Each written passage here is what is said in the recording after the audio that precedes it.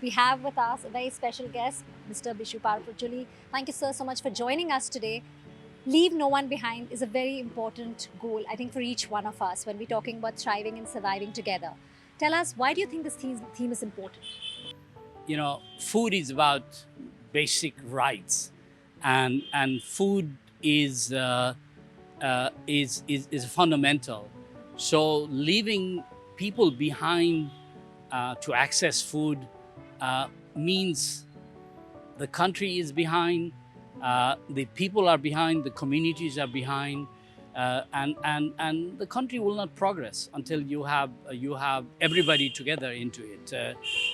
The children need to be fed, the women need to be fed, the adults need to be fed, community, everybody needs food for their survival, growth, and food is also peace.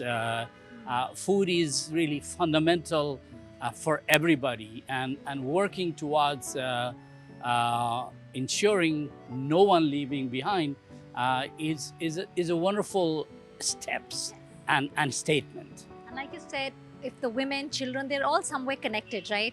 Because if the mother is not healthy or malnourished, the child, that's how the intergenerational cycle, right? Absolutely. So I think you put that really well.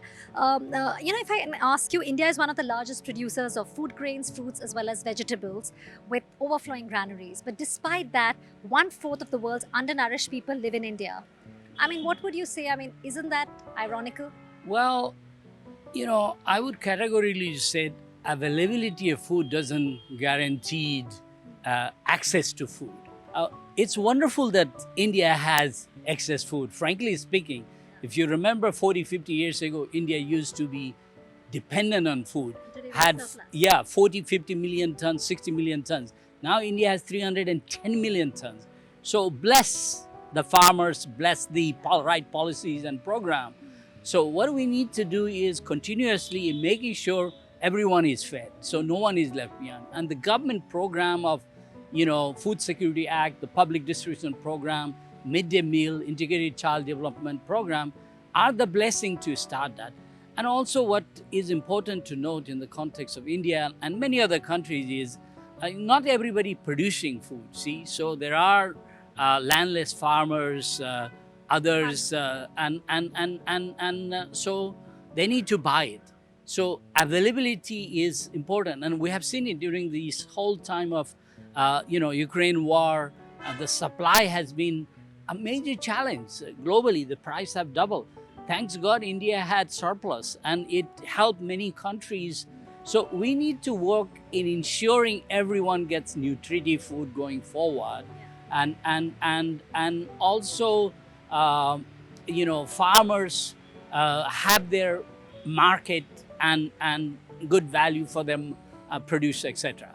How can we address food security, nutrition, as well as climate change altogether?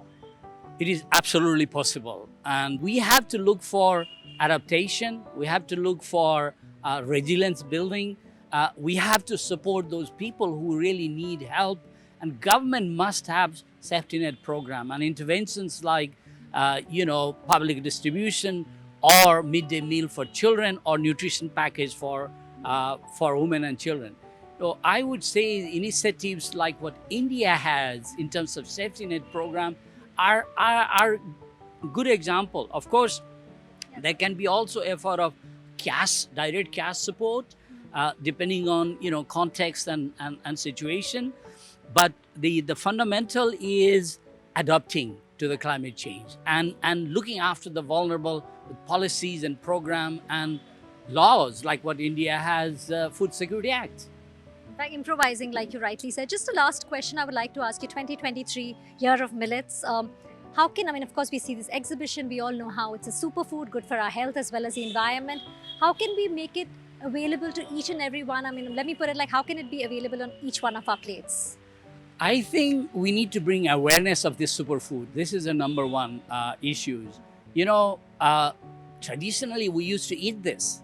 And I remember as a child, really eating it. It has disappeared in production as well as in supplies. But when you look at the situation in India, in some of these states like Odisha, Rajasthan, Haryana, Madhya Pradesh, they produce a lot of millets. but they have a concern of markets availability. Now, why not to have these superfoods included in the public distribution program for a midday meal program, a package for integrated child development program, and in fact, the World Food Program, we did a review of the work being done in Odisha. Great example.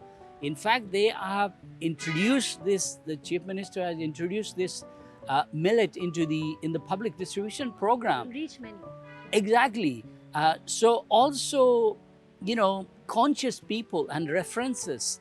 I think if they help to promote this and bring awareness, there is a big influence by celebrities in India, Bollywood actors and actresses, anchor person like you, for example. I think we need those increasing efforts. So, and at the same time, we have to make sure the farmers get the good price for their produce, and there is a supply, and then there is awareness.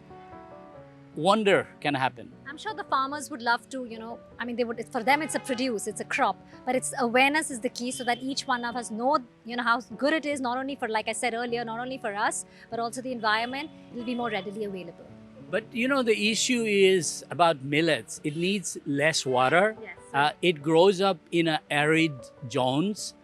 So where rice or corn, etc., will not come in. So therefore, it is a good alternative and good substitute to help farmers to continue to have income.